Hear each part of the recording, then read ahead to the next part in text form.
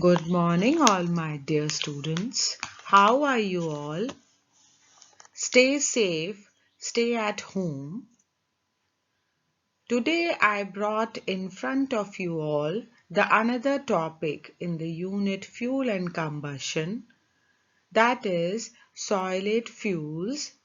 In that we should focus on the primary fuel, that is coal.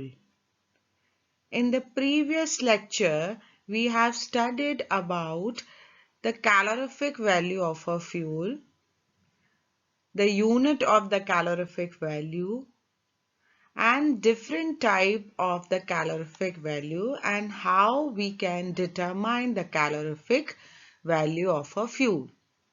So in this lecture, we should learn about the solid fuel, mainly a fossil fuel, that is coal. So in this lecture, we should learn about coal, a solid fuel coal. Then what is the coalification process? Stages of the coalification. Then the analysis of the coal and proximate analysis. We learn how to perform the proximate analysis with examples.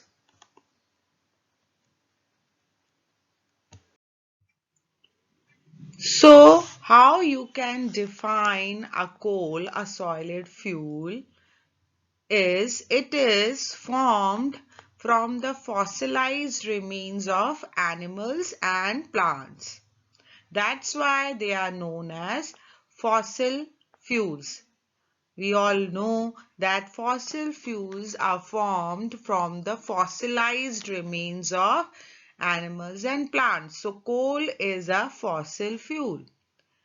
It is derived from the partial decay and alteration of accumulated plant material by the action of heat and pressure over millions of years. So fossil fuels are always formed over millions of the years. It took over millions of the years to form.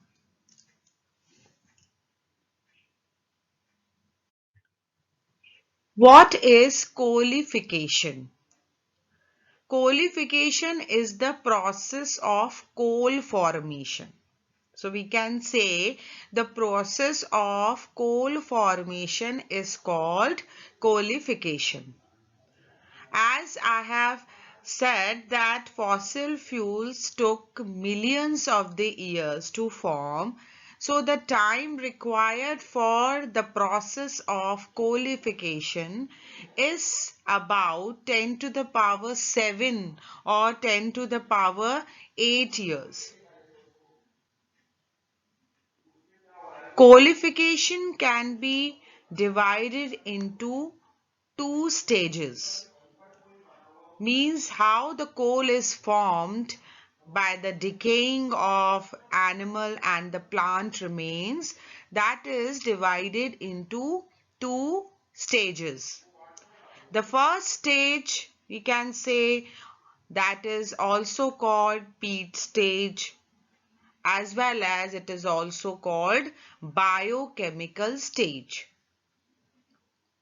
The second stage, it is also called metamorphic stage.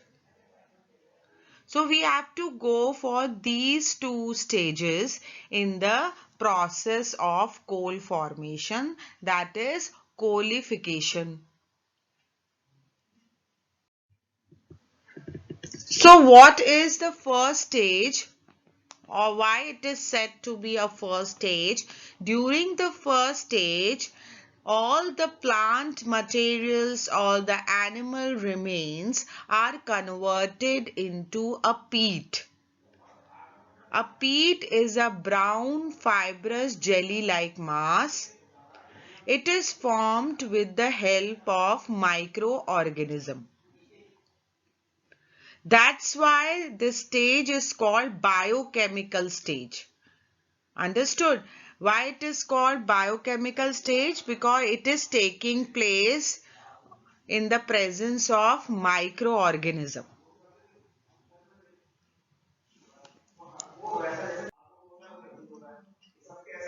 The second stage, which is also called metamorphic stage, the various factors are responsible for further changes in the formation of coal, like high temperature.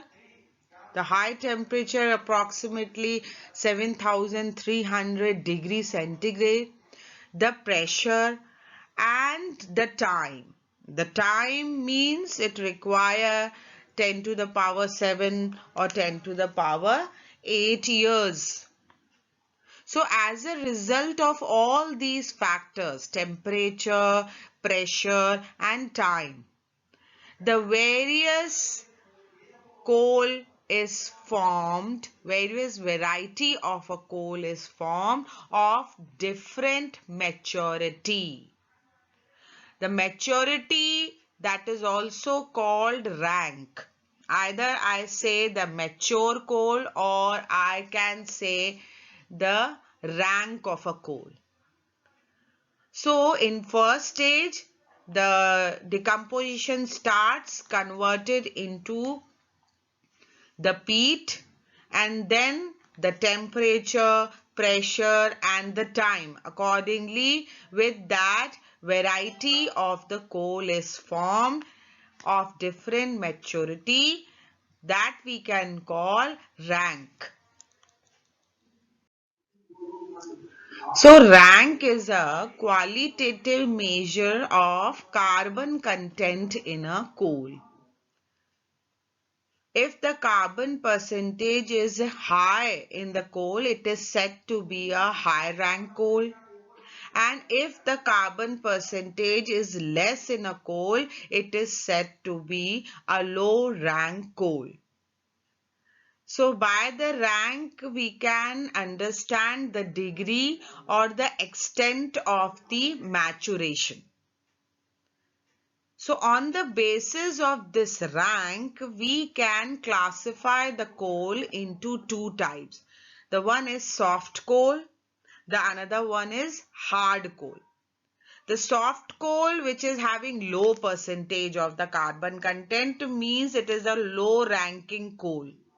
And the hard coal, which is having high percentage of the carbon content, it is the high ranking coal.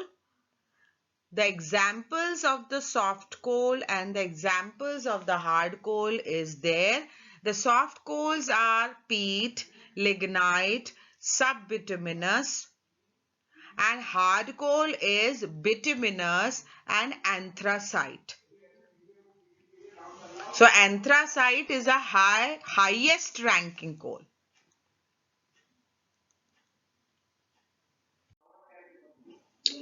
The coal is generally serially evolve. Like here you are seeing the vegetable matter. Vegetable matter means remains of the plants. Here it can be the remains of animals also. So first it decomposes to the peat. That's the first stage we have learned. Then from peat it converts into lignite. Then lignite to the bituminous and bituminous to finally the anthracite. How it coming? It is going serially. So you can see here as we go from peat to lignite to bituminous to anthracite, the carbon content or carbon percentage is increases and the maturity goes on increases. And hardness also goes on increasing, and as the carbon content is increasing means its calorific value is also increasing. More the carbon percentage, higher the calorific value.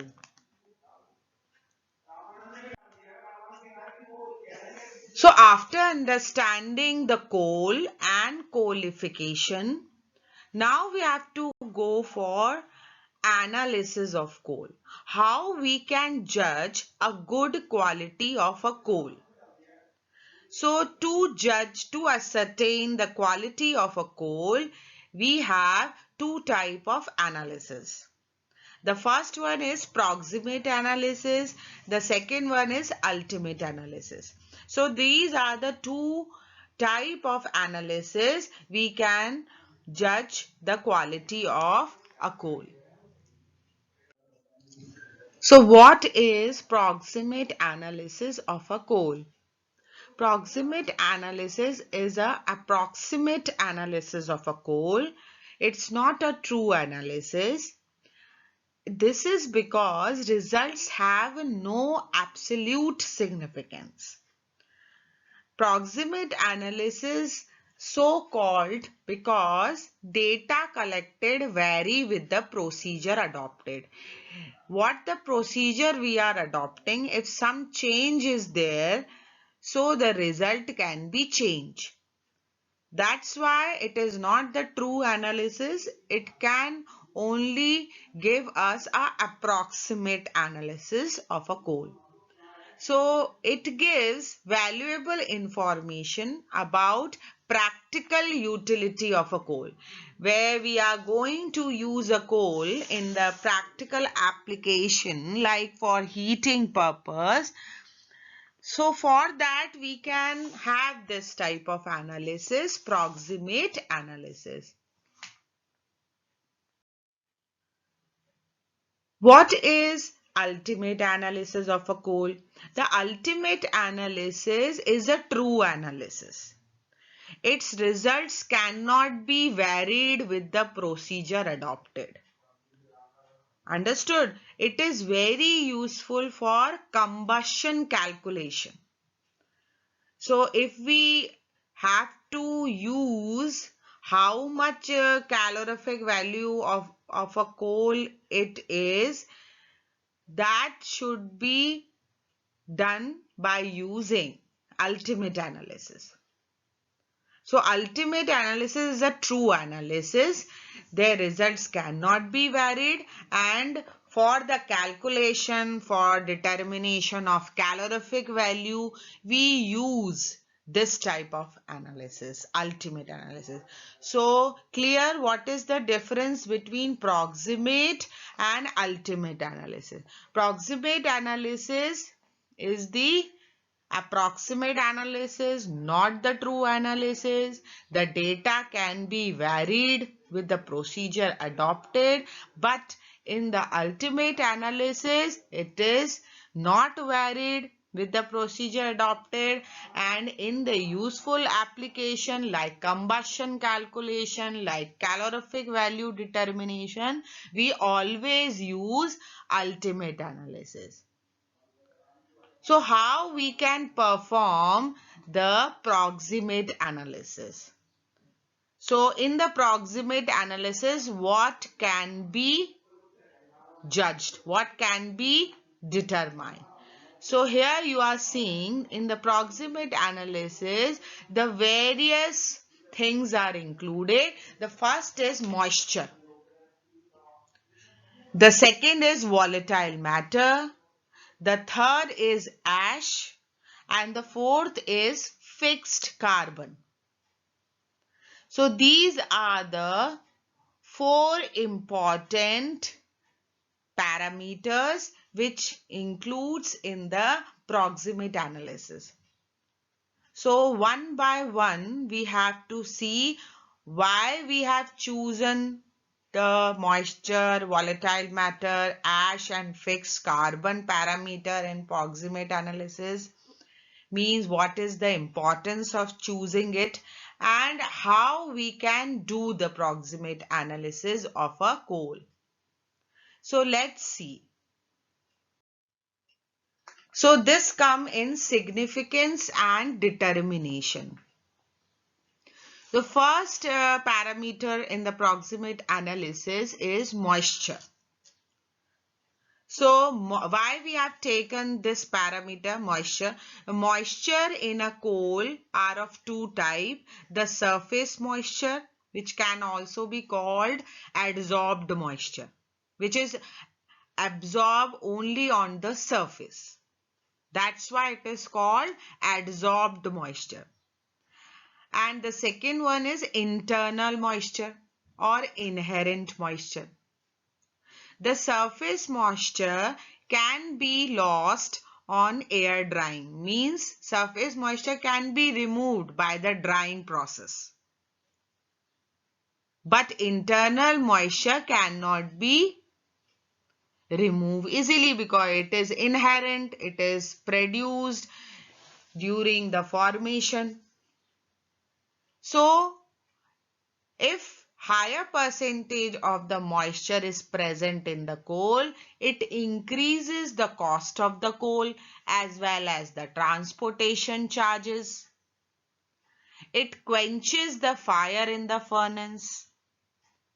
It evaporates during burning of a coal, and it takes some of the liberated heat in the form of latent heat of evaporation. So, high percentage of the moisture is undesirable. These all are the problems found when we use such kind of coal having high percentage of moisture. That's why the moisture should be checked before using the coal.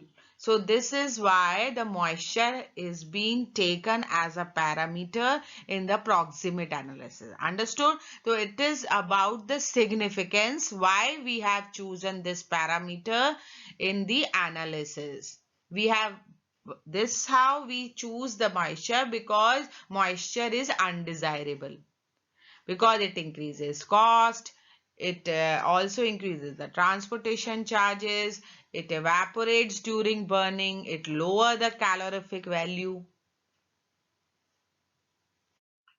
Now the next parameter is volatile matter. What is volatile matter? The volatile matter are those matter which can be easily convert into the vapors. So volatile matter in a coal can be classified into two types. The one is combustible gases, means which can easily convert into vapor, that are called combustible gases. And non-combustible gases which do not burn. So combustible gases burn and convert into the vapor. Combustible gas if it is present in the next parameter is ash. What is ash? It is a non-combustible material within the mass of a coal. Non-combustible material it is. It is essentially the mineral matter which was originally present in the vegetable matter from which the coal was formed. So high percentage of ash is also undesirable. Why? Because it reduces the calorific value. It also increases the transporting, handling and the storage cost. There is also an additional cost involved in the ash disposal. So these are the reasons for that this parameter is used in the analysis. So lesser percentage of the ash, better the quality of a coal. So we have learned three parameters. The first is moisture. Lesser the moisture, better the quality of coal. Then second is volatile matter. Lesser the volatile matter, better the quality of coal. The third parameter is ash. Lesser the percentage of ash, better the quality of coal. And the last parameter in the proximate analysis is fixed carbon. So fixed carbon is the carbon content or a hypothetical carbon which burns out in the solid state. The fixed carbon content increases from low ranking coal such as lignite to a high ranking coal such as anthracite. You have seen with the rank we can understand the content of carbon or how the maturity of a coal is there. So high percentage of the fixed carbon, greater the calorific value and better the quality of coal. So that we can have the last parameter in the proximate analysis. So more the percentage of the fixed carbon, more its calorific value and better the quality of coal. After understanding all the parameter significance, we should learn about how we determine all the parameters in the proximate analysis. So let's see, the first parameter is moisture. How can it is determined in a coal? So we take a known quantity of a coal sample in a silica crucible. So in the diagram, in the flow diagram, you can see here, I have taken a known quantity of coal, that is A1, and it is kept in a silica crucible. And this silica crucible is kept in a hot air oven at a temperature of 105 to 110 degrees centigrade. This is the range of the temperature. You can keep your silica crucible at this temperature. For how much time? For 1 hour. Okay. So after 1 hour, we just take out the crucible and cool it in a desiccator, and now again the weight of a coal can be determined by weighing. So let's see, after heating the weight found A2. We have taken A1 and after heating for 1 hour we found the weight A2. So how we determine the percentage of the moisture in it? We can determine what's the initial weight, that is A1. For the initial we minus the final weight A1 minus A2 upon A1 into 100. So by that you can easily find out the percentage of moisture.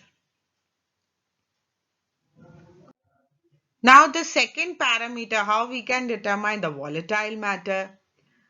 We have determined moisture in a coal. Now the moisture free coal again taken in a silica crucible. You are able to see here we have taken moisture free coal. Moisture free coal weight is A2. Moisture free coal weight is A2. We have taken in the another silica crucible, and silica crucible is covered with a lid. Okay, and this crucible is kept in a muffle furnace. Okay, because muffle furnace we have to heat this at the high temperature. At what temperature we have to heat it? It is heated at the temperature 925 plus minus 20 degrees centigrade. What do you mean by plus minus? Means 945 to 905. The range become 905 to 945 degrees centigrade. In this range you can keep your silica crucible, and only for 7 minutes. You have to keep this silica crucible only for 7 minutes. And after 7 minutes, this is very careful to be analyzed, because if the time increases, your volatile matter analysis not come. The results, the error come in the results. So the time and the temperature, it is very carefully observed. The crucible taken out after 7 minutes and cooled in the air and in the desiccator and weigh again. So how much loss in weight you get, that you can have your volatile matter. So let's see, the moisture free coal we have taken, that is A2, and after heating for 7 minutes the weight remains A3. So how we can determine the percentage of volatile matter? We determine the loss in weight. How the loss can be determined? A2 minus A3 upon A1. A1 is the whole weight of a coal sample. From there we are determining the moisture and the volatile matter. So A1 is the initial weight of a coal into 100, that we can have the volatile matter percentage. Now the third parameter in the proximate analysis is the ash determination. Now the moisture is determined, volatile matter is determined. Now the coal is taken in a crucible without a lid in a muffle furnace at a temperature of 700 plus minus 50. That means 650 to 750 degrees centigrade for half an hour. We have to put the silica crucible in a muffle furnace at this temperature for half an hour. And again the crucible is taken out, cooled and again weighed. But this time this heating for half an hour, then cooling after half an hour and weighing. It is repeated till a constant weight is obtained. Means this process can be repeated 2 or 3 times until you are getting a constant weight. So here you are showing this in a flow diagram. We have taken in a crucible the volatile matter free coal, that is A3, and kept in a muffle furnace for half an hour, and this process can be repeated 2 or 3 times until we get a constant weight, and the constant weight we are obtaining from this, that is A4. Okay. So now when we get A4, we can determine the percentage of ash. Percentage of ash can be determined by the weight of ash. Means whatever the constant weight we are taking, that is the weight of ash only. So A4 by A1 into 100 gives the percentage of ash. And the last parameter is fixed carbon. When all the three parameters are determined, moisture, volatile matter and ash, then the last parameter can be indirectly determined. So percentage of fixed carbon can be determined by 100 minus percentage of moisture plus volatile matter plus ash. You have to add all the percentage and minus with the 100. So we can get the percentage of fixed carbon. So this determination we have learned. Let's see the data it is there and how we can calculate the proximate analysis of a coal. So this is our example. The 0.000 gram of a coal sample was weighed in a silica crucible. After heating for 1 hour at 105 to 110 degrees centigrade, the coal residue weighed 0.985 gram. The crucible was covered with a vented lid and heated strongly for 7 minutes. At 950 plus minus 20 degrees centigrade, the residue weighed 0.800 gram.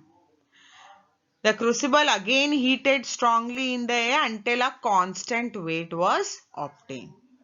The residue found 0.100 gram. Calculate the proximate analysis of a coal.